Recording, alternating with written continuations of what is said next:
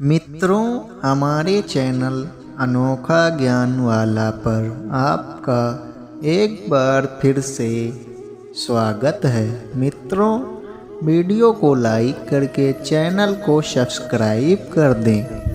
द्रौपदी ने 5 पतियों के साथ कैसे बनाए संबंध, अर्जुन को मिली थी तब सजा। द्रौपदी महाभारत की वह प्रथम महिला हैं जिसके 5 पति थे। वह 5 पुरुषों के साथ रमण करती थी, लेकिन सबसे बड़ा सवाल यह है कि क्या आज के लोग यह समझते हैं कि द्रौपदी ने विवाह तो सिर्फ अर्जुन से ही किया था, तो क्या उसका रिश्ता सभी के साथ नहीं था। पांडवों को 12 वर्ष का वनवास और 1 वर्ष का अज्ञातवास मिला था। इस दौरान 5 पांडव एक कुम्हार के घर में रहा करते थे और भिक्षाटन के माध्यम से अपना जीवन यापन करते थे। ऐसे में भिक्षाटन के दौरान उन्हें द्रौपदी के स्वयंवर की सूचना मिली। एक यंत्र में बड़ी सी मछली घूम रही थी, उसकी आंख में तीर मारना था और वह भी तैल पात्र में उसकी परछाई देखकर। यह भी एक नहीं, पूरे 5 तीर मारने थे। अर्जुन ने यह प्रतियोगिता जीत ली। तब जरासंध, शल्य, शिशुपाल तथा दुर्योधन, दुशासन आदि कौरव भी उपस्थित थे।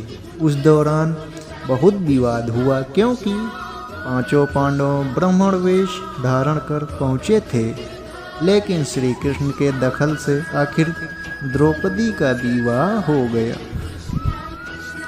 5 पांडवों से उनका विवाह कैसे हुआ, या 5 पांडवों की वह पत्नी कैसे बन गई, यह बहुत लंबा किस्सा है। कहते हैं कि द्रौपदी अपने पिछले जन्म में बहुत सुंदर युवती थी। सर्वगुण संपन्न होने के कारण उसे योग्य वर नहीं मिला, इसलिए उसने भगवान शंकर की तपस्या की और तब शंकर जी प्रकट हुए। उस समय द्रौपदी ने हड़बड़ाहट में 5 बार वर मांगे। जब भगवान शिव ने द्रौपदी को 5 पति प्राप्त होने का वरदान दिया था, तब वह भी ये जानते थे कि उसे अपने 5 पतियों के साथ पत्नी धर्म निभाने में समस्या होगी। इसीलिए उन्होंने द्रौपदी को ये वरदान भी दिया कि वह प्रतिदिन कन्या भाव यानी कौमार्य को प्राप्त कर लेगी। इसीलिए द्रौपदी अपने 5 पतियों को कन्या भाव में ही प्राप्त हुई थी। हालांकि कहा जाता है कि संतान को जन्म देने के लिए भगवान श्री कृष्ण ने उसे यह सुझाव दिया कि हर साल वह पांडवों में से किसी एक के साथ ही समय व्यतीत करे। साथ ही जिस समय वह अपने कक्ष में किसी एक पांडव के साथ हो, तो उनके कक्ष में कोई और पांडव प्रवेश ना करे। यदि कोई पांडव ऐसा गलती कर भी लेता है तो उसे 1 वर्ष का देश निकाला भुगतना होगा। माना जाता है कि द्रौपदी जो 5 पांडवों की पत्नी थी, एक साल के समय अंतराल के लिए हर पांडव के साथ रहती थी।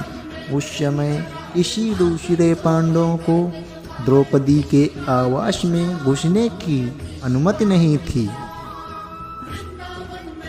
इस नियम को तोड़ने वाले को 1 साल तक देश से बाहर रहने का दंड था।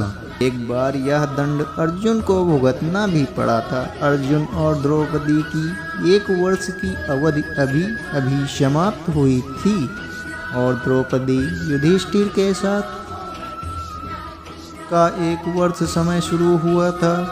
अर्जुन भूलवश द्रौपदी के आवास पर ही अपना तीर धनुष भूल गए, पर किसी दुष्ट से ब्राह्मण के पशुओं की रक्षा के लिए उन्हें उसी समय इसकी जरूरत पड़ी।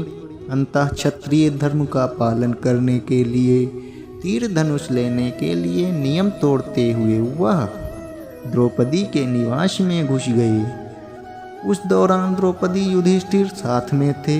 बाद में इसके दंड स्वरूप अर्जुन 1 साल के लिए राज्य से बाहर चले गए। इसी 1 साल के वनवास के दौरान अर्जुन की मुलाकात उल्पी से हुई और वह अर्जुन पर मोहित हो गई। ऐसे में वह उन्हें खींचकर अपने नागलोक में ले गई और उन्हें अनुरोध करने पर अर्जुन को उससे विवाह करना पड़ा।